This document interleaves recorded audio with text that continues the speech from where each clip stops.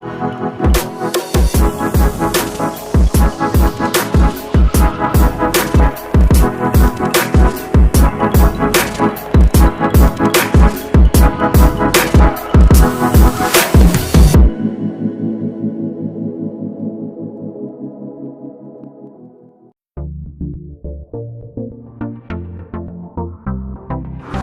warahmatullahi wabarakatuh.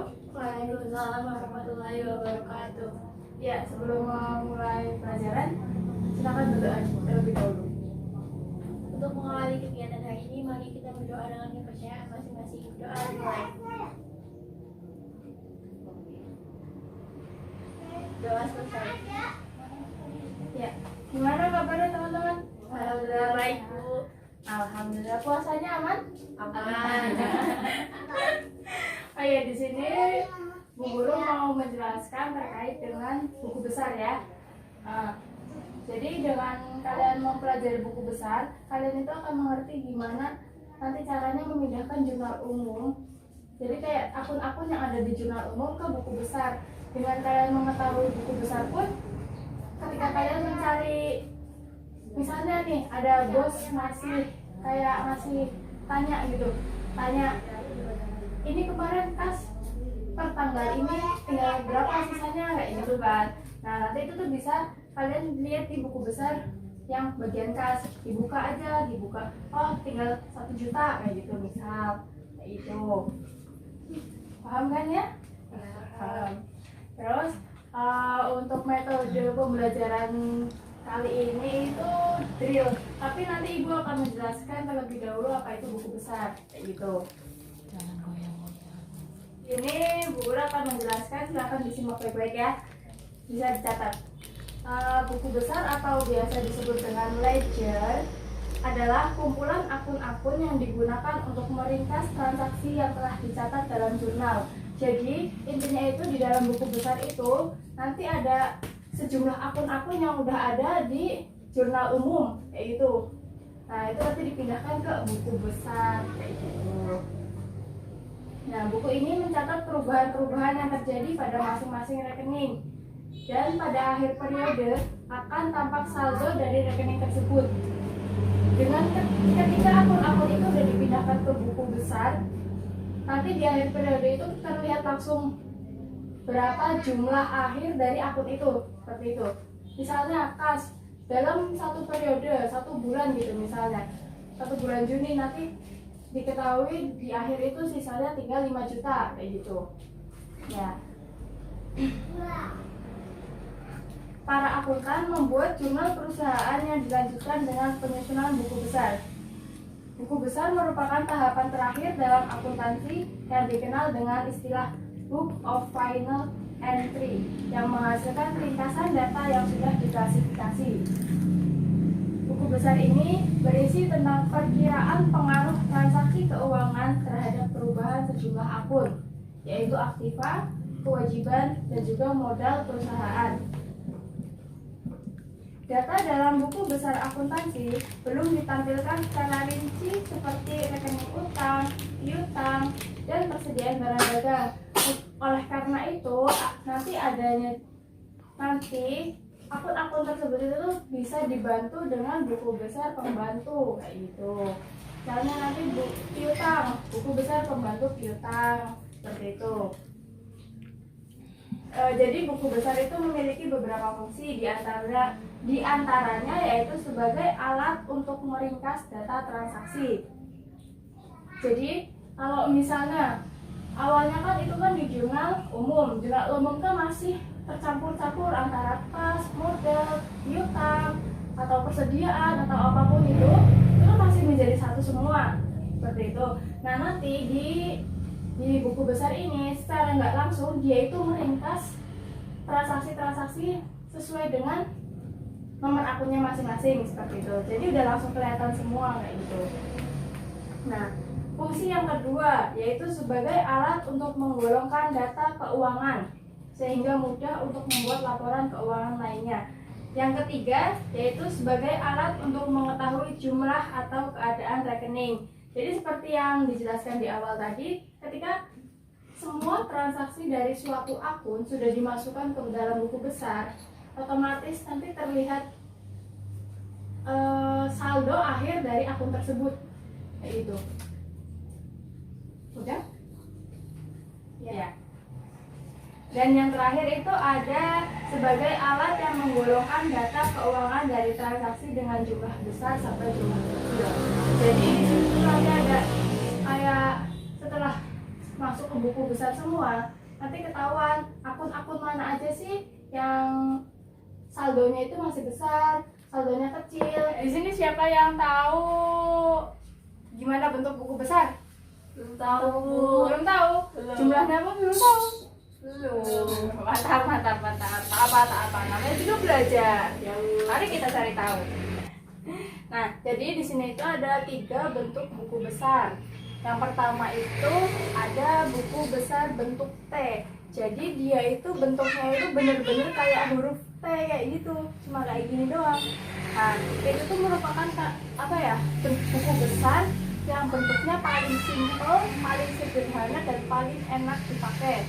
Nah, jadi biasanya itu tuh bentuk T itu dipakainya tuh sama anak-anak sekolahan. Jadi kayak misalnya kalian, kakak kelas kalian, dan biasanya pun anak-anak kuliah pakai bentuk T seperti itu.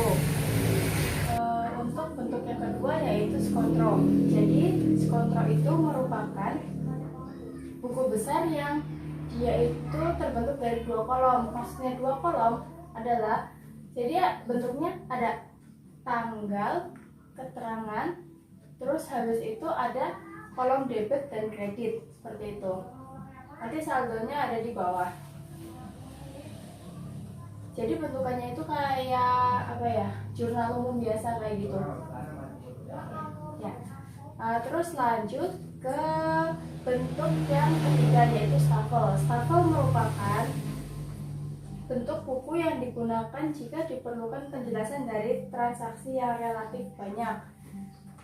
Seperti itu. Jadi buku besar bentuk stafel itu ada 2. Yang pertama buku besar stafel rangkap, dan yang kedua ada yang tunggal. Kalau yang tunggal itu bentuknya cuma ketambahan sampingnya debit kredit itu ada kolom saldo. Seperti itu. Nah, kalau untuk yang rangkap, di kolom saldo itu dibagi menjadi 2 lagi. Jadi ada kolom saldo untuk debit, ada kolom saldo untuk kredit. Ya. Terus masuk ke daftar akun dan menentukan debit kredit.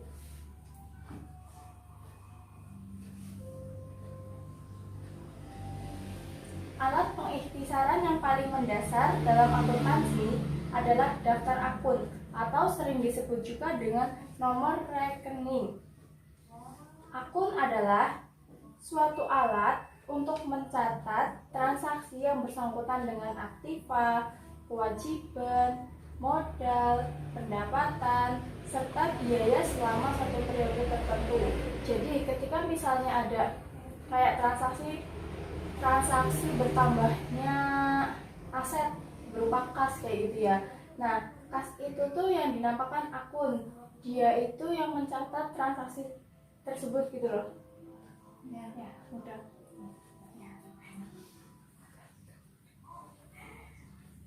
Nah, akun buku besar dikelompokkan menjadi 3. Yang pertama yaitu rekening real, yang kedua ada rekening nominal, dan yang ketiga ada rekening privo atau pengambilan pribadi. Untuk rekening real ada rekening aktiva, kewajiban, dan modal. Nah, aktiva itu apa aja? Seperti halnya kas, wesel, piutang, biaya dibayar di muka, tanah, aset tetap, seperti itu. Nah, untuk rekening kewajiban itu bisa berupa wesel bayar dan juga hutang.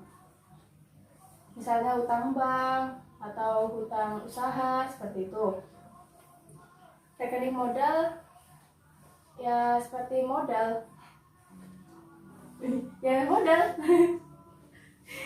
Nah, untuk yang kedua rekening nominal. Rekening nominal itu ada rekening pendapatan sama biaya. Pendapatan itu kalau di perusahaan dagang dia itu dinamakan pembelian ataupun penjualan. Seperti itu.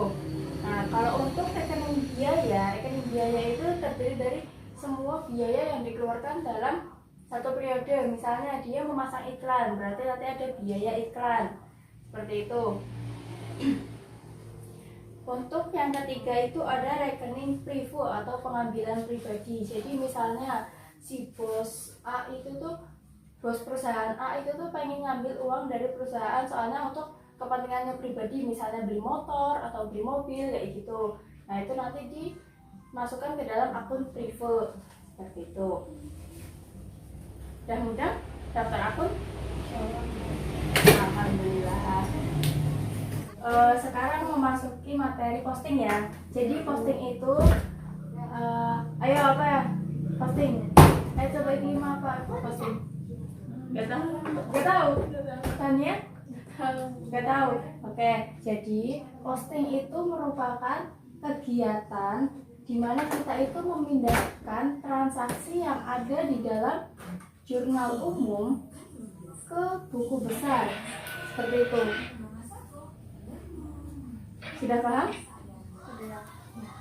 Ya. Nah, urutan kegiatan memindahkan jurnal ke akun buku besar harus sejalan dengan urutan mendebit dan mengkredit dari jurnal. Dan cara yang harus ditempuh adalah sebagai berikut. Yang pertama, yaitu tanggal dan jumlah yang dicatat di jurnal harus dicatat kembali dalam akun yang bersangkutan. Jadi misalnya tanggal 2 Mei itu tuh ada transaksi investasi atau penanaman modal. Jadi akun-akun yang ada di jurnal umum seperti halnya kas dan juga modal itu harus ikut berpindah ke buku besar. Begitupun dengan tanggal transaksinya. Seperti itu. Yang kedua, apabila posting telah dilakukan, maka nomor halaman jurnal harus dituliskan dalam kolom referensi di akun. Jadi ketika akun-akun yang sudah ada di jurnal umum setelah dipindah ke buku besar, maka otomatis halaman dalam jurnal itu harus ikut dipindahkan juga ke dalam buku besar itu. Jadi kalau misalnya kita tanya, misalnya ya kita mau ngecek ulang di di buku besarnya itu ditulis, loh ini tanggal ini tapi kok saya nggak nemu gitu loh di halaman berapa, di jurnal umum halaman berapa gitu. Karena kita harus nyari dari halaman 1 sampai halaman akhir yang begitu banyaknya halaman yang kita cantumkan di buku besar itu tuh memudahkan kita saat pencarian. Seperti itu. Untuk yang ketiga, selanjutnya menuliskan nomor akun yang telah diposting pada kolom nomor akun dalam jurnal. Nah, jadi ketika kita memposting, otomatis kan dalam memposting itu kan buku besar sudah ada keterangan nomor akun dan juga nama akunnya. Nah, setelah kita memposting, nomor akun itu harus ditulis kembali di jurnal umum. Jangan sampai ketinggalan, soalnya biasanya kalau misalnya dia ketinggalan, pasti nanti dari pihak audit ataupun dari pihak manajer-manajer lainnya akan menanyakan ini dari mana, kayak gitu. Jadi nanti kita bisa langsung memberi buktinya, ini ada di buku besar nomor akun segini, seperti itu.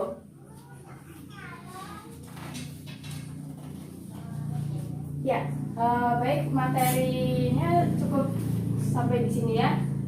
Kira-kira ada yang mau ditanyakan tidak? Maksudnya audit itu gimana sih, Bu? Oh, kalau audit sendiri, audit itu tuh kayak pemeriksaan. Misalnya kita kan sebagai akuntan udah bikin laporan keuangan. Nah, nanti kalau biasanya itu akhir periode, setiap laporan keuangan suatu perusahaan itu tuh akan diperiksa oleh tim auditor, kayak gitu. Itu nanti dari pihak eksternal. Terima kasih, Bu. Ya, sama-sama. Ada yang ingin tanyakan lagi? Ya, baik, terima kasih. Oh iya, ini ada soal bisa dikerjakan ya. Nah, saya beri waktu kira-kira berapa menit anaknya? Kalian mintanya berapa menit? 1.000. Itu bukan soal dikerjakan buat PR ya. Kira-kira Setengah jam. Hah? Setengah jam. Ya, setengah jam. Ya udah, silakan dikerjakan. Nanti kalau misalnya ada yang ditanyakan, tanyakan saja, tidak usah sungkan ya. Ya Bu. Ya.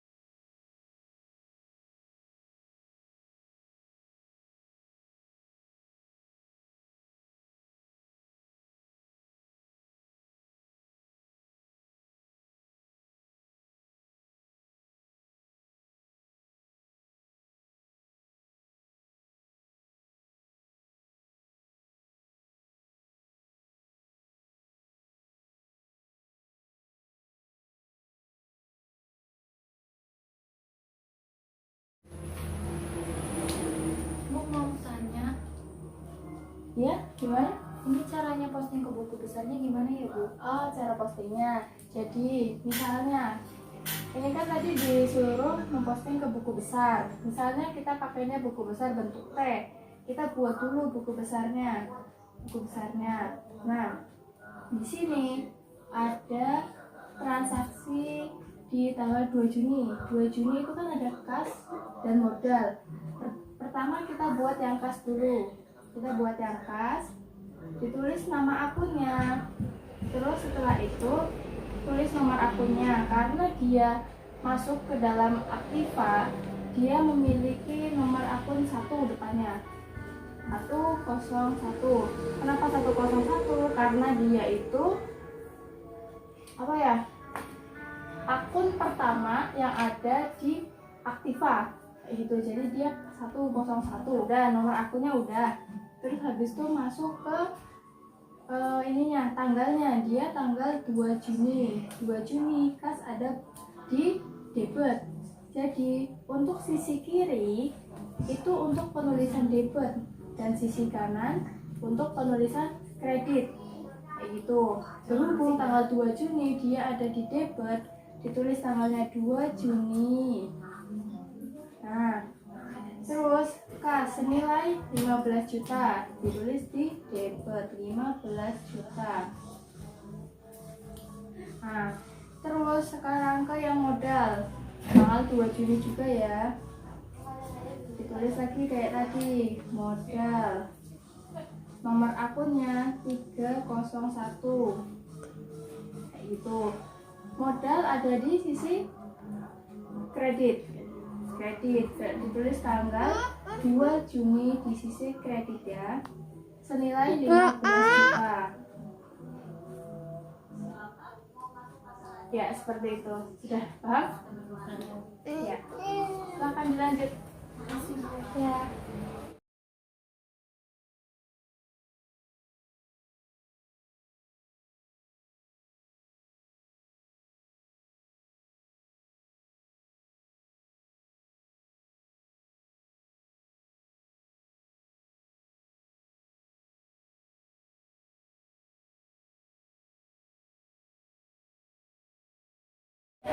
Sudah selesai? Udah Bu. Nah, bisa dikumpulkan ya. Iya Bu. Terima kasih, berhubung waktu sudah selesai ya, udah jam segini juga. Pasti kalian udah lapar, capek, pusing, dan apalah itu pokoknya. Ya, maka lebih baik kita akhiri saja. Ya baik, terima kasih ya atas waktunya, terus atas tenaganya, atas mikir-mikirnya, kayak gitulah, pasti kalian pusingkan. Terima kasih ya. Nanti kalau misalnya ada yang perlu ditanyakan bisa ke kantor saya saja. Ya, tetap semangat karena akuntansi itu bukan sulit, namun perlu ketelitian. Seperti itu, macem. Sebelum diakhiri, saya mau absen dulu ya terlebih dahulu. Ya, yang pertama Zidan Setia dulu. Sakit Bu. Oh sakit, ya Allah, emang lagi musim sakit ya. Iya. Kalian jaga kesehatan. Ya Bu, siap. Ya, Iklimah Hatta Wardani. Hadir. Alhamdulillah sehat. Terus Tania Sofha Manzila. Saya Bu. Alhamdulillah sehat. Ya. Terima kasih. Wassalamualaikum warahmatullahi wabarakatuh. Waalaikumsalam warahmatullahi wabarakatuh.